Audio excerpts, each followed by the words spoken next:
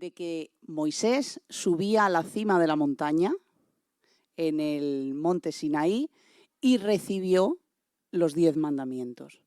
Pues bueno, yo voy a extenderme un poco en eso, porque Moisés sí que recibe los 10 mandamientos, pero recibe otras más cosas, ¿no? Recibe instrucciones de lo que hacer con la presencia de Dios, de lo que hacer con el tabernáculo, y hay otras muchas cosas que en ese momento recibe Moisés, y más adelante hablaré de otra cosa. Y vamos a leer Éxodo 25. ¿Todos tenéis Biblia? En el estudio bíblico, como dice su frase, hay que traer Biblia. Éxodo 25. Y voy a leer a partir del versículo 10. Y dice: esto es una de las cosas que Dios habla con Moisés y le dice que haga esto. Harán también un arca de madera de acacia, cuya longitud será de 2 codos y medio, su anchura de codo y medio y su altura de codo y medio. Y la cubrirás de oro puro por dentro y por fuera, y harás sobre ella una cornisa de oro alrededor. Fundirás para ella 4 anillos de oro que pondrás en sus 4 esquinas, 2 anillos a un lado de ella y 2 anillos al otro lado. Harás unas varas de madera de acacia, las cuales cubrirás de oro, y meterás las varas por los anillos a los lados del arca para llevar el arca con ella. Las varas quedarán en los anillos del arca y no se quitarán de ella, y pondrás en el arca del testimonio que yo te daré. Harás un propiciatorio de oro fino, cuya longitud será de 2 codos y medio y su anchura de codo y medio. Harás también 2 querubines de oro labrado a martillo, los harás en los 2 extremos del propiciatorio. Harás pues un querubín en un extremo y un querubín en el otro. Y a los querubines se extenderán por encima las alas, cubriendo sus alas en el propiciatorio, sus rostros el uno enfrente del otro, mirando al propiciatorio. Los rostros de los querubines, y pondrás el propiciatorio encima del arca, y en el arca pondrás el testimonio que yo te daré. Y de allí me declararé a ti y hablaré contigo sobre el propiciatorio de entre los querubines que están sobre el arca del testimonio, todo lo que yo te mandare para los hijos de Israel. Y todo esto que es un poco extraño, os he traído una foto para que veáis.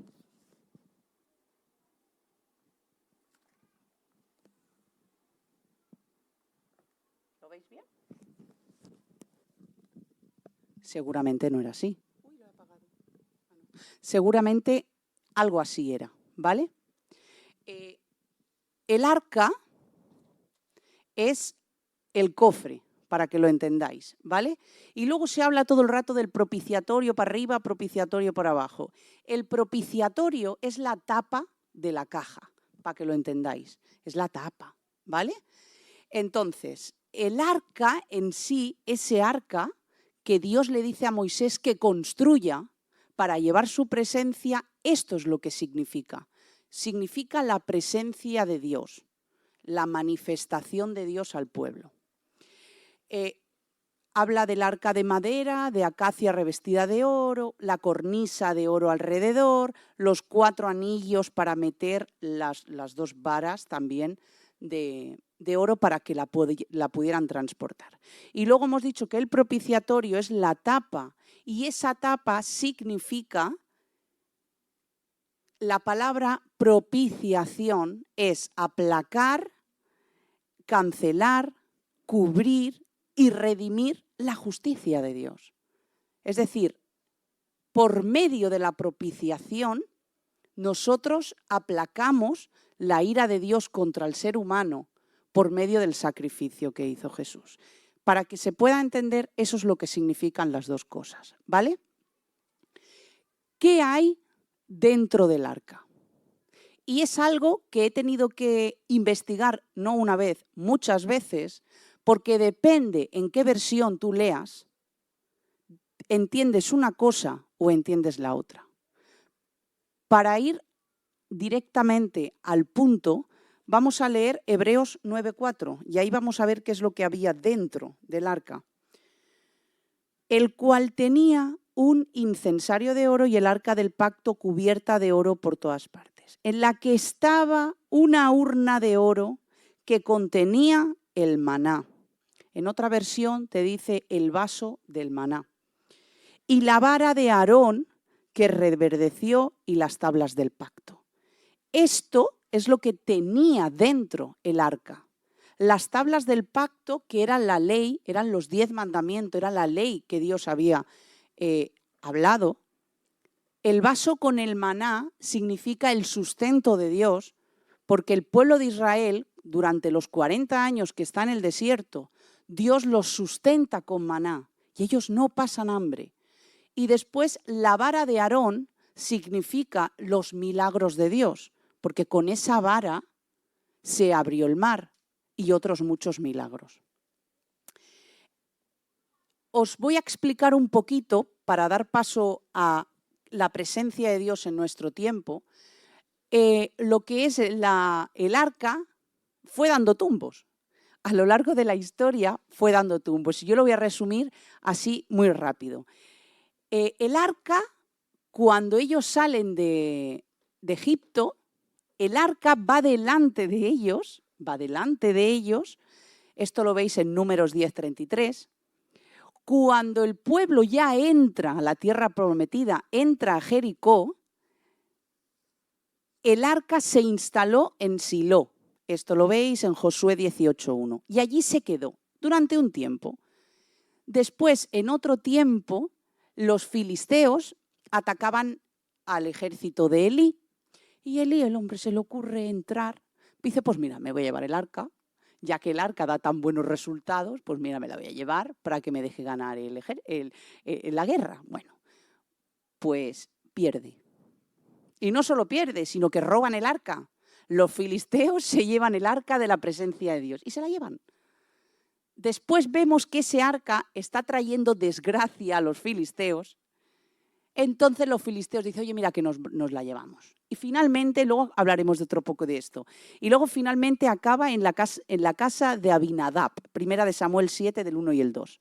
Y años después, David coge de esa casa el arca y se lo lleva al templo que construye Salomón y ahí se queda. Y perdemos la pista. Luego en Apocalipsis sí que es verdad que se habla algo del arca, pero ahí perdemos la pista de los tumbos que dio el arca, ¿vale? Y ahora nos vamos a Éxodo 32, no lo leo porque es súper largo todo el capítulo 32, y ahí es lo que ella hablaba. Por eso he dicho que yo no he hablado, de verdad que yo no he hablado. Entonces, mientras Moisés está ahí arriba en el monte, esperando instrucciones de Dios, esperando todas esas cosas, el pueblo se desespera. Yo no sé, se desespera. Y ni corto ni perezoso se presentan delante de Elí y le dice, mira Elí, que nos... Aarón, porque no sé, Elí, perdón, Aarón. Va delante de Aarón y le dice, Aarón, haznos un Dios, porque tiene que haber alguien que nos proteja, alguien que nos guarde, alguien que esté pendiente de nosotros, de que no nos pase nada. Y Aarón, ni corto ni perezoso, los pendientes, los collares, las joyas, y hacen un becerro de oro con todas esas joyas. Como se decía, ¿no? Gente que había conocido la presencia de Dios, pero yo quiero ir a otro punto. Aarón obedece al hombre y pasa totalmente de la presencia de Dios. Y esto nos tiene que hacer pensar. ¿Nosotros estamos obedeciendo a Dios? ¿Estamos buscando la presencia de Dios? ¿O nos estamos conformando con la obediencia al hombre? Hay una línea muy fina. Hay una línea súper fina. Y si nosotros nos desviamos un poquito y hacemos caso del hombre, ¿qué pasa? Que cayó en idolatría. El pueblo se fue a la idolatría por una decisión sin consultarla con Dios.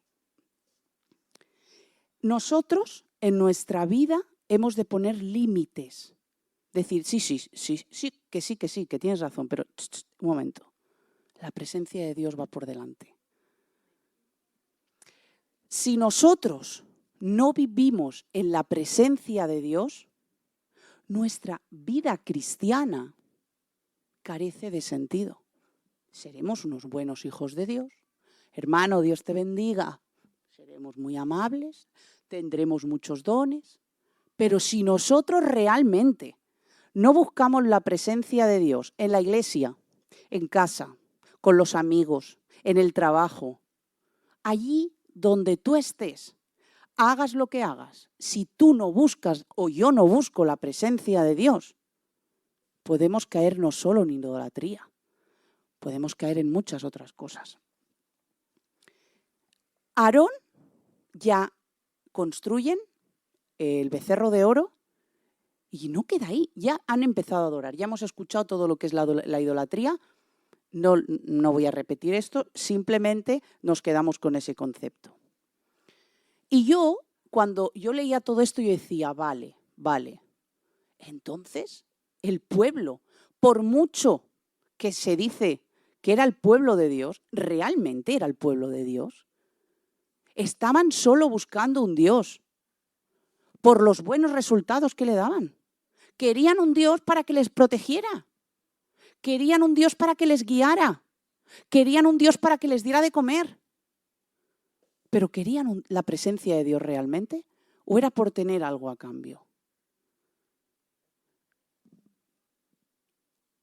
Éxodo, vamos a leer. Éxodo 33, del 12 al 15. Después de todo aquello que el pueblo baja, antes de todo eso, ¿vale? Mirad lo que dice Moisés a Dios en aquel monte. Mira, tú me dices a mí que saque a este pueblo y tú no me has declarado a quién enviarás conmigo. Sin embargo, tú me dices, yo te he conocido por tu nombre y has hallado también gracia en mis ojos. Ahora pues, si he hallado gracia en tus ojos, te ruego que me muestres ahora tu camino para que yo te conozca y halle gracia en tus ojos. Y mira que esta gente es pueblo tuyo. Y Jehová le dice a Moisés, Moisés le dice a Dios, Dios le dice a Moisés, mi presencia irá contigo y te dará descanso. Y ahí sí que Moisés le responde y le dice, si tu presencia no ha de ir conmigo, no me saques de aquí. Hasta aquí voy a leer. ¿Cuántos diríamos? Y yo me meto cuando digo cuántos. Si tu presencia no viene conmigo, me da igual que no voy. Que me da igual el dinero que me ofrezcan, que no voy. Que no me importan las condiciones, que no voy. Porque a mí Dios no me ha dicho que yo vaya. Pero hacemos como Aarón. Como no tenemos una comunión con Dios, como ni siquiera nos preocupa buscar a Dios en nuestra intimidad, no en la iglesia, porque la presencia de Dios no se busca en la iglesia. La presencia de Dios debería de manifestarse en la iglesia cuando nosotros buscamos la presencia y nosotros traemos la presencia de Dios aquí. Entonces, Dios quiere que a este tiempo, porque ya entendemos, ¿no?, que el arca dejó de existir. Ahora la presencia ya no la tenemos que llevar en una caja, gracias a Dios. Ahora la presencia va en nosotros. ¿Pero de qué manera va? Dios quiere llevar su presencia con nosotros como iba en aquel tiempo dentro del arca. Quiere hablarnos constantemente como lo hizo con Moisés. También quiere sustentar nuestra vida con el maná como hizo con el pueblo de Israel. Y también quiere manifestarse con poder y con milagros como se hizo con la vara. Ese era el significado, por eso Dios quiso que esos objetos estuvieran dentro del arca.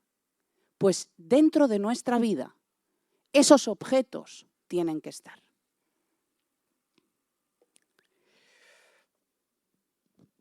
Cuando os he explicado que los filisteos robaron el arca,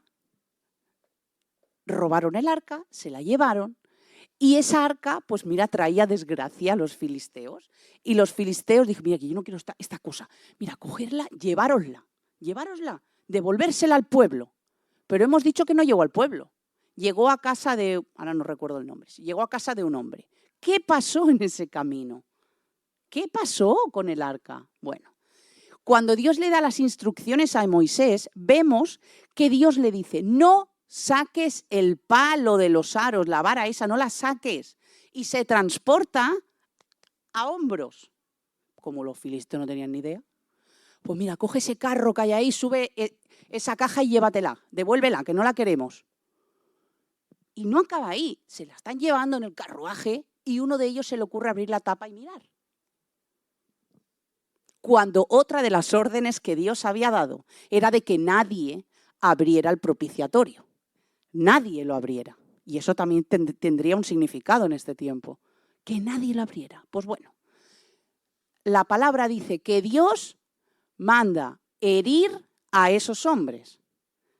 Entonces el arca, claro, ya no tiene transporte y acaba en casa de ese señor. ¿Vale? Entonces, imaginar la importancia que Dios le daba a su presencia. Esto lo podéis ver, Primera de Samuel, el capítulo 7, ¿vale? Puede ser, y no puede ser, yo lo escucho, que creamos, ¡oh, qué reunión! Estaba la presencia de Dios. Que no digo que no, ¿eh? He escuchado una alabanza, estaba en mi casa y me he puesto una canción y es que me ha llevado. ¿Y creemos que eso es la presencia de Dios? No, no os equivoquéis, no me equivoque. Eso es un toque que Dios te ha permitido experimentar. Esa no es la presencia de Dios. Y la Iglesia no está. La Iglesia universal está muy equivocada cuando se cree que la presencia de Dios es cuando en una administración alguien se cae o cuando alguien es liberado. No, eso es un toque. La presencia de Dios es algo mucho más superior y mucho más importante, o debería de ser. ¿Cómo?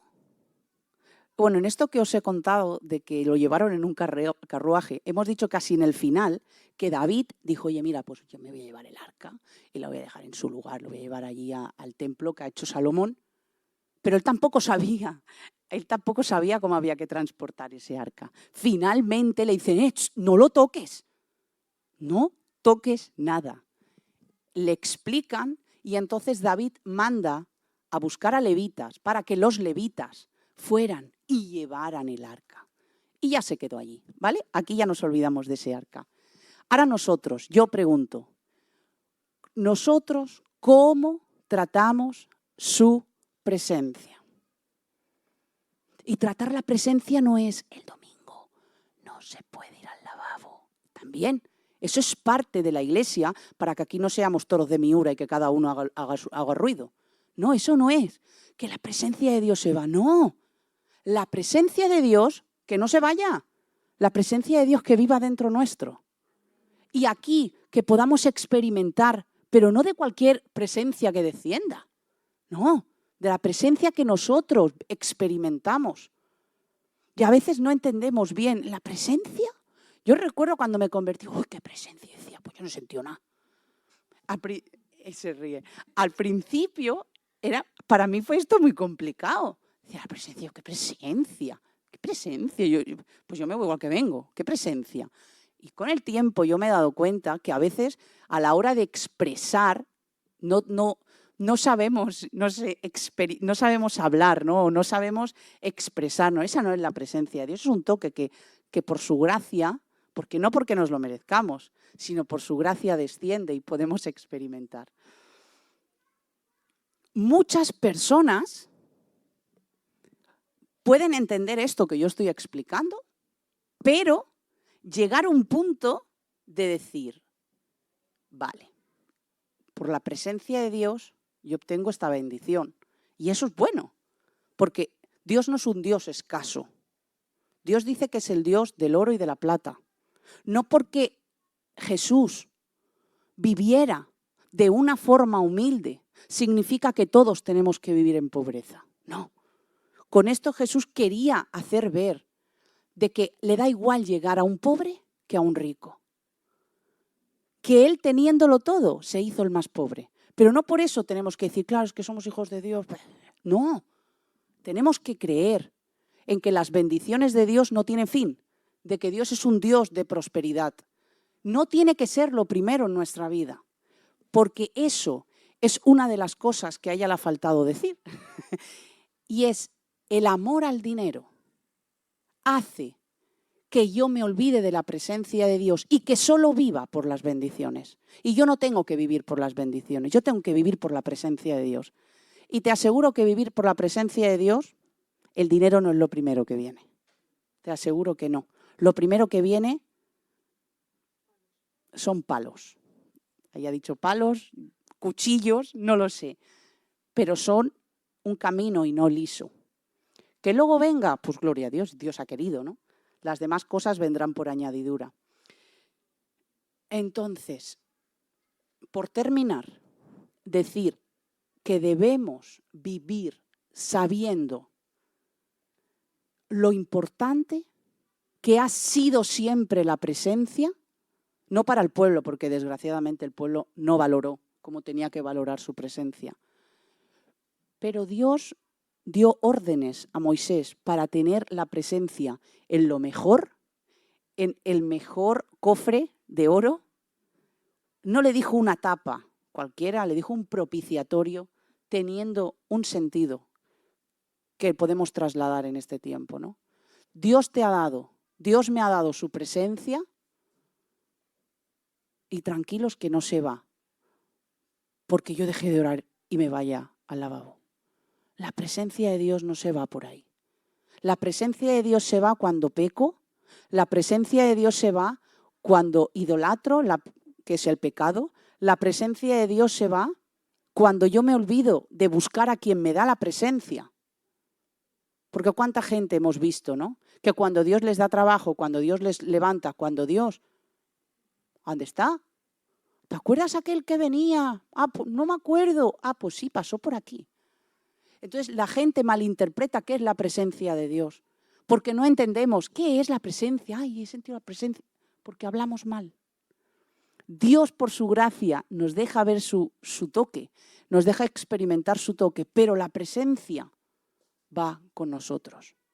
Y si nosotros no decimos, Señor, que si tú no vienes conmigo, que si tu presencia no va conmigo, que ya pueden venir carros y carretas, que yo no me muevo. Ya puede caer el mundo entero en contra mío, que si Dios no me dice esto, yo no me muevo. Y por último, ahora sí que es por último, tampoco nos podemos equivocar a tener la presencia de Dios con imitar tenerla. Con venir aquí, digo cualquier iglesia, con venir a cualquier lugar y hacerse los más santos. Dios te bendiga. Y ser así como santitos. ¡Ay, qué bien! ¿Y en la iglesia todo es amor? No. Eso es aparentar tener amor. Eso es aparentar tener presencia. Eso es aparentar vivir cristianamente y eso no nos lleva a ningún sitio. No nos van a dar un premio por eso. Ningún premio. Cuando venga el Señor y nos ponga delante de Él, nos dirá, bueno, esto es humo. A ver, ¿realmente tú has hecho que mi presencia descienda? ¿O tú has levantado 10 veces las manos y has dicho amén? No, es un ejemplo solamente. Porque cuando realmente la presencia vive dentro nuestro, no podemos parar de decir amén. ¿Vale? Eso sí que quiero dejarlo claro. Y esa es la palabra que el Señor ha traído, primero en ella, luego en mí. Y a mí me ha hecho mucho bien, porque a veces pues como que se pierde un poco el norte, ¿no? Del tiempo que uno lleva en el Señor, o de las cosas que uno aprende, o de las rutinas que uno hace. Pero la presencia de Dios fue una de las primeras cosas que Dios ordenó a Moisés que hiciera. Luego el tabernáculo, el lugar santísimo, el lugar santo, el atrio, donde tenía que poner la presencia. Pero ahora el lugar santísimo está dentro nuestro. Así que esta es la palabra. Espero que se haya podido entender, que entendamos qué es la presencia de Dios. Y nada, nos ponemos de pie y oramos para despedir la reunión. Señor Padre, te doy muchísimas gracias